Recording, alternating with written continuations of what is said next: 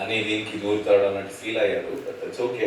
ఎందుకంటే ఆ టైంలో ఇనిషియేటివ్ తీసుకోవాల్సి వచ్చింది. నో రేషన్ అన్నారు కాబట్టి నేను థాట్ వస్తుంది కదా, వచ్చింది కాబట్టి నేను చెప్పాను. కానీ ఒకరిని తొక్కి లేదా డామినేట్ చేయాలని అనుకోలేదు. బట్ యా, స్టార్టింగ్ 2 days 4 వీక్లో ఇంకా ఎవరు తెలియదు కాబట్టి మెల్లమెల్లగా తెలుసుకుంటున్నాను. బిగ్ బాస్ నాకేంటి అడ్డం అన్నట్టు అనిపించింది. అంటే నీకు ఇంకా డామినేటింగ్ స్కిల్స్ ఉన్నాయి అండ్ అందుకే నీకు నామినేట్ చేసింది.